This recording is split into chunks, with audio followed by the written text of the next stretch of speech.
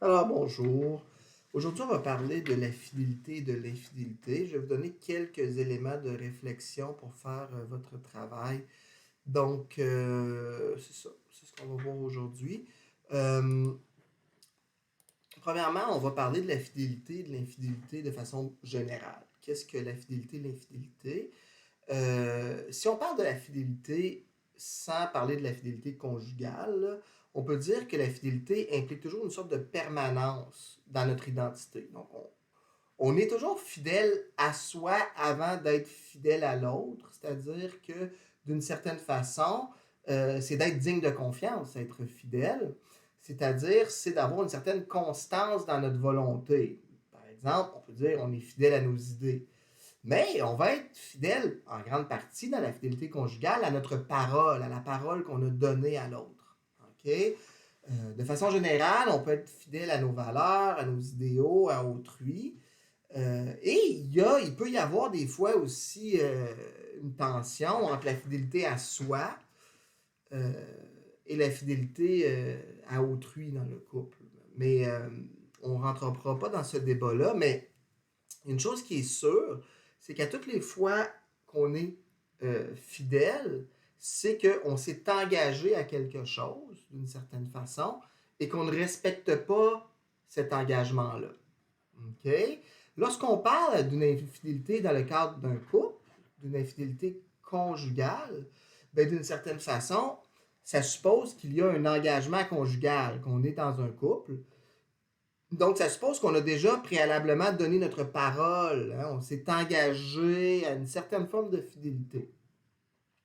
Et que là, ben, on a trahi cet engagement-là. Et l'autre, ben, il va souvent voir cette trahison-là de l'engagement comme une trahison envers lui, une trahison envers l'amour, ce qui va évidemment être très difficile pour le couple. OK? Donc, l'infidélité comme telle, c'est le contraire de cette constance-là. Ça va être dans le couple habituellement soit une action ou un fantasme qui va, au fond, témoigner d'un manque de constance dans cet engagement-là conjugal, donc dans la parole qu'on a donnée à l'autre. OK? Maintenant, pour bien comprendre ça, il faut comprendre l'engagement conjugal lui-même. Et réfléchir sur la fidélité, pour vous, ça l'équivaut un petit peu à définir à quel genre d'engagement conjugal euh, est-ce que je souhaite. Il ne peut pas y avoir de couple sans une sorte d'engagement conjugal et sans une forme d'exclusivité à l'intérieur du couple. Et c'est pour ça que un couple sans qu'il n'y ait aucun engagement de fidélité, c'est pratiquement impossible dans la mesure où la fidélité, c'est la fidélité au couple lui-même, à l'engagement qu'on s'est donné à l'intérieur du couple. Mais bien sûr, il y a plusieurs possibilités à ce niveau-là. C'est-à-dire qu'on peut penser à notre engagement, les actes qui sont réservés à l'intérieur du couple de façon multiple. OK? Par exemple, les polyamoureux qui peuvent tomber en amour avec deux ou trois personnes, deux personnes habituellement. Bon. Mais de façon générale, l'exclusivité est entre deux personnes. Là, OK? Le contrat conjugal lui-même existe depuis toujours. Habituellement, c'était un mariage là, à l'époque. Mais dans le contrat conjugal, il y a une dimension qui touche directement à la sexualité dans un certain sens. Et quelles sont nos attentes un peu par rapport à la sexualité dans le cadre de notre couple, nos attentes par rapport à l'autre. OK? Quel genre de sexualité on veut, quelles sont nos attentes et quelles sont un peu nos obligations aussi, parce que dans un contrat, il y a comme des droits et des obligations. Évidemment, ce contrat-là, il est souvent implicite. Les gens, ils en parlent un peu, mais ils n'en parlent pas toujours clairement dans des termes clairs. Et moi, je vous invite vraiment à réfléchir là-dessus pour pouvoir mettre cela, je vous dirais, dans des termes clairs. OK? Lorsqu'il y a infidélité, il y a comme une rupture d'engagement. OK? La rupture d'engagement, c'est qu'on s'est engagé à quelque chose à l'intérieur de notre couple et on ne respecte pas cet engagement-là. Par exemple, on s'est engagé à avoir des relations sexuelles juste avec notre partenaire, puis là, ben, on sort un soir, puis on couche avec quelqu'un d'autre. Donc, on ne respecte pas la parole qu'on a donnée, on ne respecte pas notre engagement préalable. OK?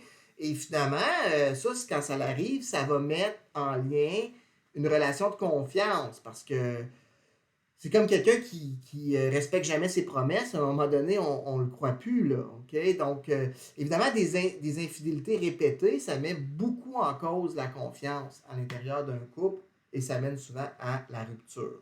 OK?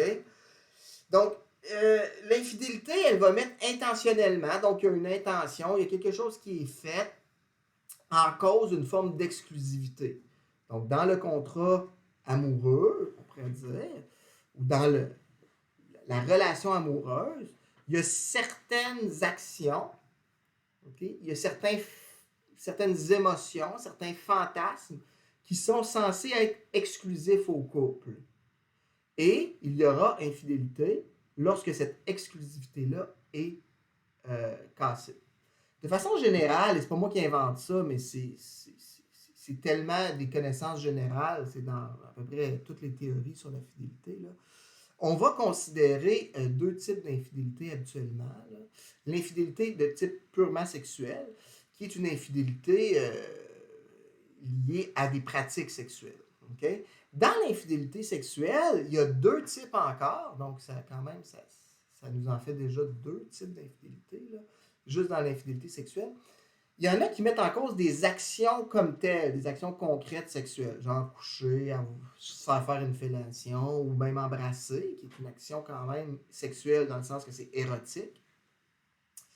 Et d'autres qui sont uniquement liées au fantasme, et surtout lorsqu'on nourrit des fantasmes. Hein, là, donc, et là, toute la question de où est-ce que ça arrête et où est-ce que commence l'infidélité, ben, c'est la question qui vous est posée un peu dans votre travail que vous avez avec l'affaire sur Jean et Jeanne.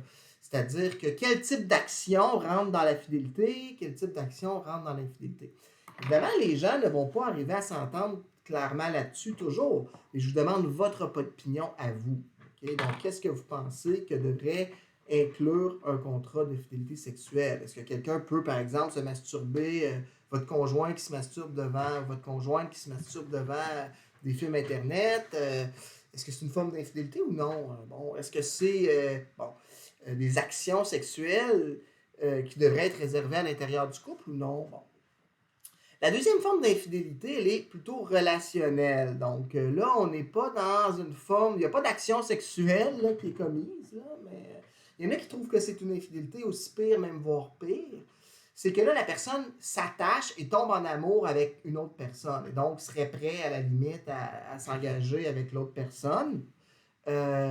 Plutôt que de continuer dans ce couple-là. Donc, évidemment, même s'il n'y a pas d'action sexuelle, on peut voir ça aussi comme une forme d'infidélité. C'est-à-dire que à l'intérieur du couple, oui, on va réserver peut-être l'exclusivité, mais on va aussi peut-être réserver, considérer comme exclusif certains types de sentiments, certains types d'engagements émotionnels, amoureux, etc. Donc, ça nous fait plusieurs formes d'infidélité comme telle. Okay? Évidemment, la fidélité, elle a plusieurs objectifs, elle rencontre plusieurs objectifs et elle est liée à plusieurs valeurs. Bon, j'en ai déjà dit, la stabilité, la pérennité du couple. Les cas d'infidélité mènent souvent à des ruptures. Okay? Bon, il y en a qui vont dire, lorsqu'il y a une infidélité, c'est peut-être parce que des fois, ça ne va pas bien dans le couple aussi. Okay? Mais d'une certaine façon, l'infidélité, lorsqu'elle est conçue par l'autre partenaire comme une trahison, ben, va venir affecter le lien de confiance entre les deux amoureux. Et la confiance reste quand même la base d'un couple, la base même des relations. Si vous n'avez plus confiance en quelqu'un, ça ne peut pas non plus être votre ami, là. Donc, vous devez avoir confiance en quelqu'un pour pouvoir vous engager émotionnellement, amoureusement avec cette personne-là. Et donc, c'est sûr que ça fragilise beaucoup les couples, les cas d'infidélité. Bon, il y en a aussi qui vont dire que c'est là, surtout pour, en grande partie, pour nous protéger nous-mêmes de la jalousie. Parce qu'évidemment, si les êtres humains, on peut se ressentir cette émotion-là, qui n'est pas une émotion très agréable. Donc, l'exclusivité aussi, ben, ça fait en sorte qu'on a confiance, on n'est pas jaloux, etc. On est bien engagé, mais on peut vraiment s'engager dans cette relation-là avec confiance. Évidemment, il y a plusieurs autres raisons là, qui viennent justifier la fidélité. Par exemple, ça va donner un sens à la sexualité qui est plus grand, parce que cette sexualité-là est juste dans le cadre de ce couple-là, donc elle a le sens d'une symbolisation de l'amour entre deux personnes. Et donc, toute une conception de l'amour là, qui peut venir là, un amour qui est quelque chose de sacré entre deux personnes, qui est un engagement sacré, qui est une union dans le couple, qui est pas interchangeable, quoi. Hein? C'est la relation entre deux personnes. On a vu toute une justification de la fidélité et de l'exclusivité chez Durand. Là. Okay? Lui, ce qui venait justifier ça, hein, c'était vraiment une conception de l'être humain qui était corps, âme, esprit, puis de la sexualité qui était une relationnalité. Et donc, dans ce cas-là, il est clair que la fidélité, elle est absolument nécessaire dans le cadre d'un couple. Okay? Ici, je suis désolé, j'ai pas, j'ai oublié, là, je m'en rends compte, là, j'ai oublié de trouver la source de ça, mais ça, c'est pas moi qui ai inventé, c'est trois. Les autres choses qu'on voit, là, ici, là, c'est des choses, c'est des connaissances générales, bon. Mais ici, ça vient de, en tout cas, je le trouve pas, mais je vais vous le dire en classe en ligne, donc je vais vous donner la source de ça, je vais revenir de toute façon là, sur ce document-là en classe en ligne. Je vais vous donner la source exacte, là, mais qu'est-ce qui fait qu'un couple est un couple? Qu'est-ce qui est important dans le couple lui-même? Ben, ça prend de la passion, n'est-ce pas? OK? Ça prend de l'engagement, ça prend de l'intimité. Là, j'ai détaillé un petit peu. On ne peut pas penser... Oh, là, ici... je sais ce que je viens de faire, là. Donc, on ne peut pas penser qu'un couple, c'est n'importe quoi. Qu'est-ce qui distingue un couple? Qu'est-ce qui doit être exclusif dans le couple? Parce que quand on réfléchit à la fidélité, on doit réfléchir à ce qui doit être exclusif dans le couple. Et c'est pour ça que je vous amène ça. Qu'est-ce qui peut venir détruire le couple? Le manque de fidélité. C'est le manque aussi, c'est le pas respecter ce qui est exclusif au couple. Pour qu'il y ait couple, il faut qu'il y ait une forme de passion. Euh, Passion amoureuse, par exemple. Attachement, du désir sexuel, etc. Donc, tout ce que Durand là, avait lié là, au désir, aux passions. S'il n'y a pas ça, ben, ça peut amener des infidélités. Par exemple, s'il n'y a plus du tout de passion dans un couple, il n'y a plus du tout de fantasme dans un couple, qu'est-ce qui va se passer? Possiblement, c'est que les membres de ce couple-là vont commencer à fantasmer sur des êtres d'autres personnes à l'extérieur du couple. Et donc, déjà, il va y avoir là, une sorte d'infidélité relationnelle, peut-être, quand ils vont fantasmer d'être en couple avec quelqu'un d'autre, ou ils vont fantasmer des actes sexuels avec d'autres personnes. Donc, c'est vraiment... ils vont finalement, s'il n'y a plus cette passion-là dans le couple, ça peut amener à des infidélités. Et quand on veut garder la fidélité à l'intérieur d'un couple, il faut se soucier, il va falloir se soucier, on va voir ça beaucoup avec Michel Deray, de maintenir vivant le désir, le fantasme à l'intérieur du couple, donc de maintenir vivante la passion. Okay? Maintenant, l'engagement. Un couple, ça se nourrit d'engagement. C'est le temps partagé, le temps passé ensemble, les projets ensemble, le fait de se voir ensemble plus tard, etc.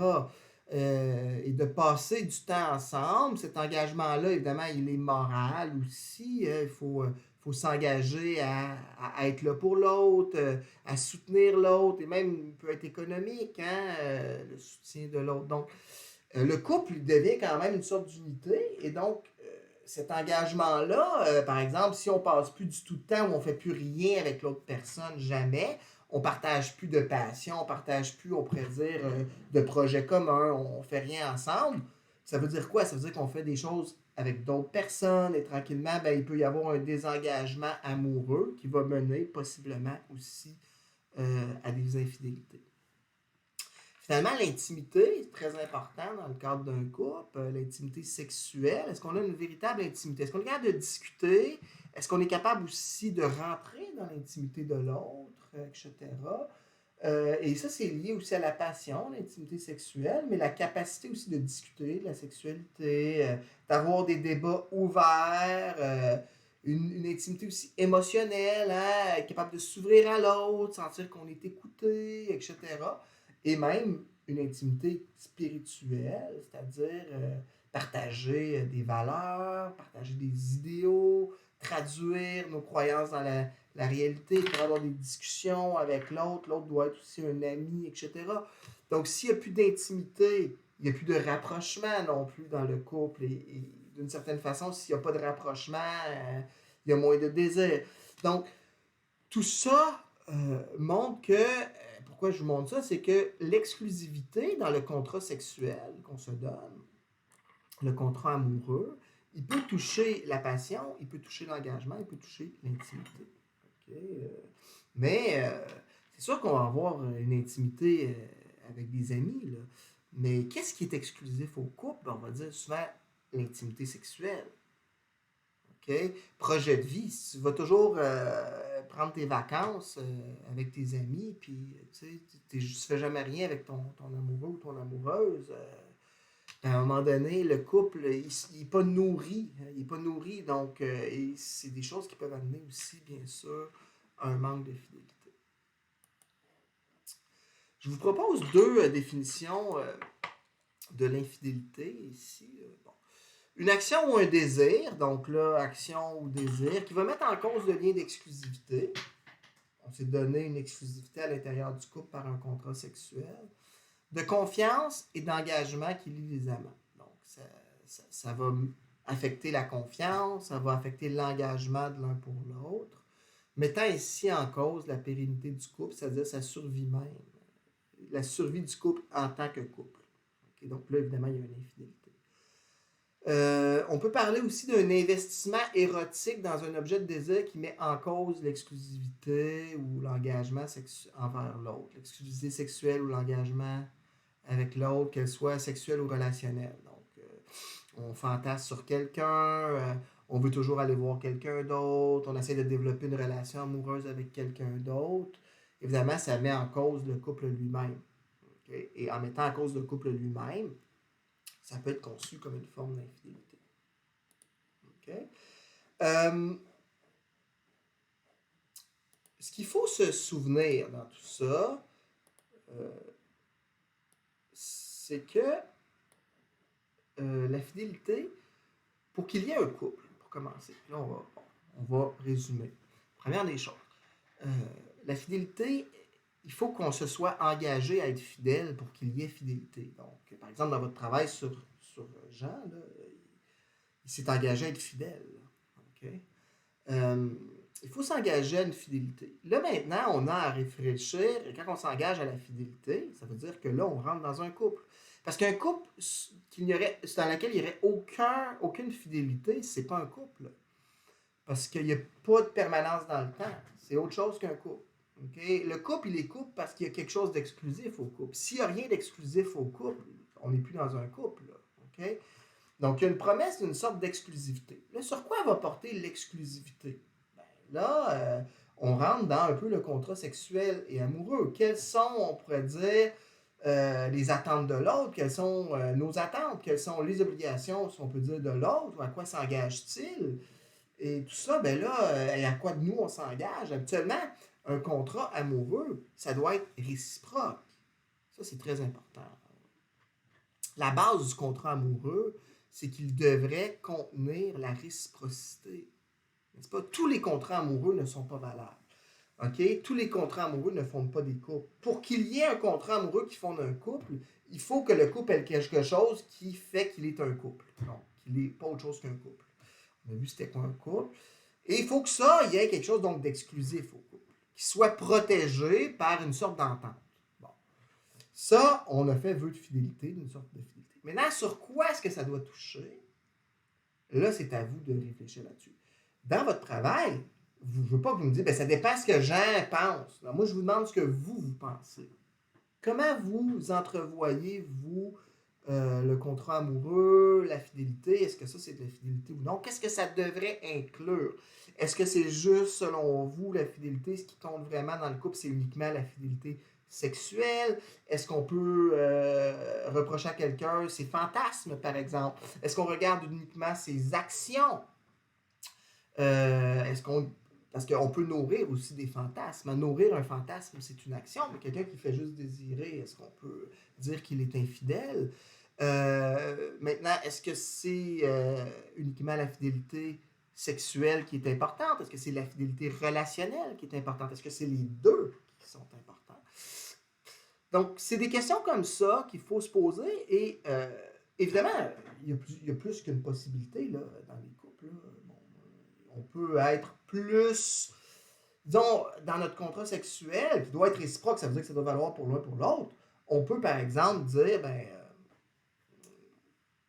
on va s'assurer que on n'a pas d'infidélité sexuelle. Okay. Bon, ben là, les deux doivent s'assurer qu'il n'y a pas d'infidélité sexuelle.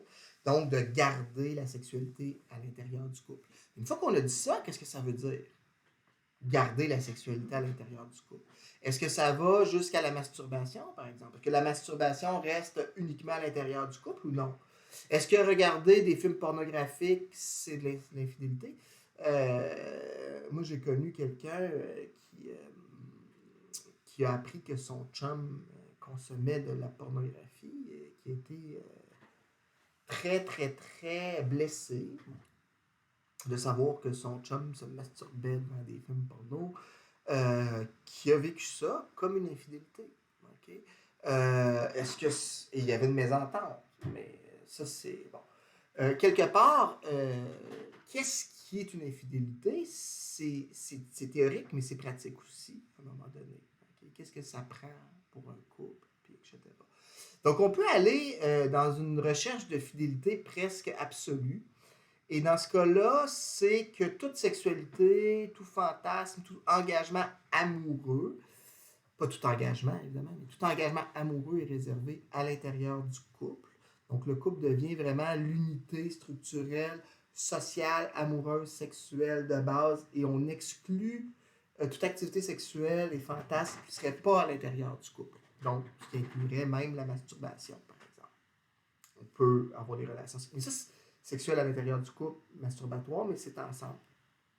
Et ça, bien évidemment, ça implique une grande ouverture, une grande maturité parce que il faut être capable de parler, puis il faut être capable de satisfaire l'autre. Ça vient avec des obligations, évidemment. Là, je veux dire, si vous voulez maintenir votre couple, puis vous prenez ça, ben ça prend deux personnes, disons, qui n'ont pas trop de blocage, là, bon, qui sont capables de parler, qui sont capables d'être libres aussi dans leur amour. Et on peut aller aussi dans une autre version de la fidélité, qui est une fidélité beaucoup plus libérale, où là, on permet beaucoup plus. On permet à l'autre d'avoir, disons, son monde intérieur, ses fantasmes, etc., etc. Et là, on a des types de couples un peu différents.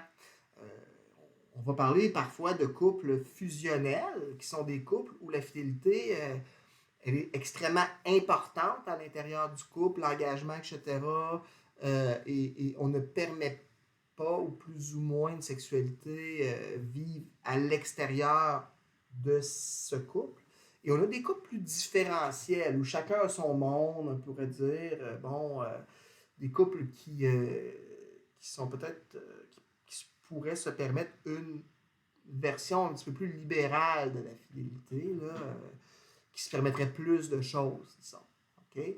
Et on a toutes sortes d'autres contrats sexuels et amoureux possibles, comme par exemple les polyamoureux, là, il y a plusieurs choses. Là. Évidemment, pour qu'il y ait couple, il faut qu'il y ait à un moment donné un engagement. Là. Il n'y a pas de couple sans engagement. Là. On ne peut pas avoir tout dans la vie. Là. Un couple, c'est deux personnes, ou plus, deux, mettons, couple, c'est deux, qui s'engagent à une forme d'exclusivité là, dans quelque chose. Bon, en quoi, etc. Et c'est toute la question, c'est d'avoir peut-être un amour qui est fidèle, engagé, mais libre à l'intérieur du couple. De faire en sorte que la fidélité à l'autre n'entrave pas la fidélité à soi aussi, à la volonté d'exploration, etc., etc. On va avec Michel Doré voir plusieurs causes de l'infidélité dans la société, en sociologie de la sexualité. On va examiner comment l'infidélité souvent s'installe dans les couples en comprenant les mécanismes de l'érotisme. On va voir ça un petit peu plus loin dans le cours. Sur ça, je vous dis bonne réflexion pour votre travail sur la fidélité et l'infidélité. Je pense que c'est une réflexion qui mérite d'être faite dans une éthique sexuelle. Puis je pense que c'est quelque chose qui mérite aussi d'être clarifié à l'intérieur du couple. les attentes, les obligations de chacun, comment on voit le couple et comment on voit la fidélité. Je pense que c'est un gage de succès. Merci. Au revoir.